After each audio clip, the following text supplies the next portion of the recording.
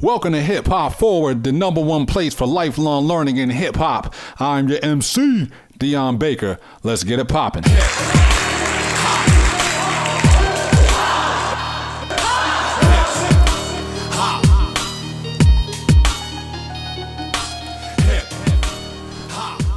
Further commenting on this article here about the 20 things the rich do every day.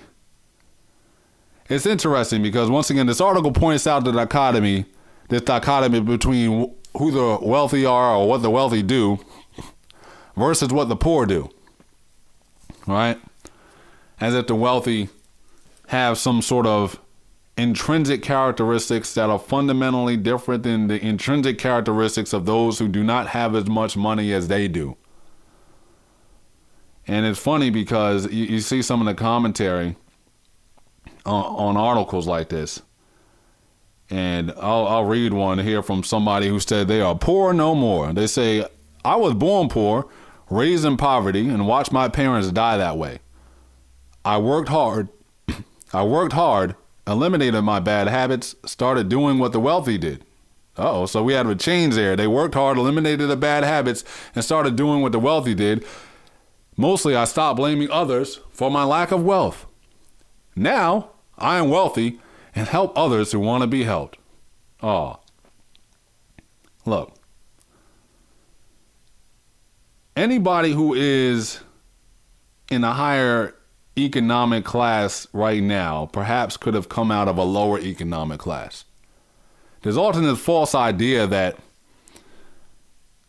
whoever the rich are, or wealthy people, or what have you, that it's been like that. They've always been wealthy. They've always had money, and it's never been otherwise within their past. And those who are poor, relatively speaking, on the financial terms, they've been poor and they haven't had money, and it's always been like that. And they're this like genetic, intergenerational genetic passing that leads to poverty, and there's this intergenerational genetic passing that leads to wealth and being rich financially. That's completely false. If you actually look at the statistics on economic mobility, you'll find that people pass in and out of economic classes for a variety of reasons. Like somebody right now who has money and who is rich or whatever, financially speaking. These are all in financial terms.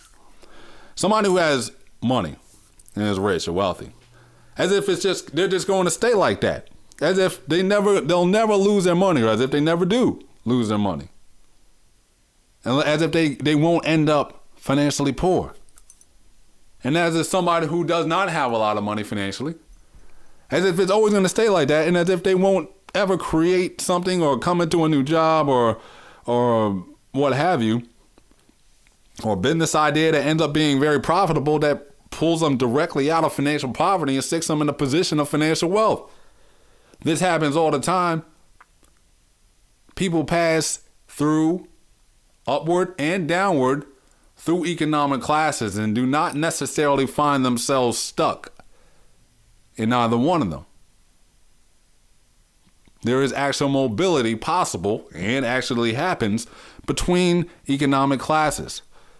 So therefore, somebody who was actually rich today could have been poor yesterday. And somebody who is actually poor today could have been rich yesterday. They are not intrinsically different people. Just because you deduct some zeros from the account, they haven't changed fundamentally as people. They're still people. They're still the same smart, intelligent person that they were when they were poor as they are now when they are rich. They're still the same smart, intelligent person now that they're rich as they were when they were poor.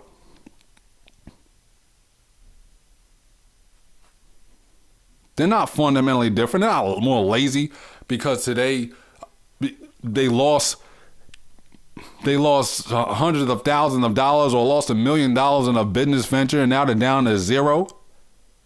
They're not more lazy now because they don't have any money and they're financially poor than they were a week ago before it happened. That's why these ideas, you got to watch these ideas because they perpetuate something that doesn't even hold up upon analysis. And as a result, you get people trying to emulate things and trying to follow things that they don't even fully understand. So they start reading these statistics about what the wealthy do versus the poor, and they'll come across something like the 44% of the wealthy wake up 3 hours before work starts versus 3% for the poor, and all of a sudden they just set their alarm 3 hours before work starts and act like that's supposed to lead to some economic class mobility, or as if that's supposed to all of a sudden make them wealthy because you got up 3 hours before work. What does that mean, man? Or ma'am? What does that mean? What's the point of getting up 3 hours before work starts? When does work start? What is work? See, all these things deserve question. They feed these ideas to you, and you got to watch out for that. And you also need to watch out for the fact of them perpetuating the concept that either one of the class of wealth or the class of the poor, they're stuck there. They're just these static groups of people. And there's no transfer between the two. The poor, people who are financially poor don't become more rich, and people that are financially rich don't become poor.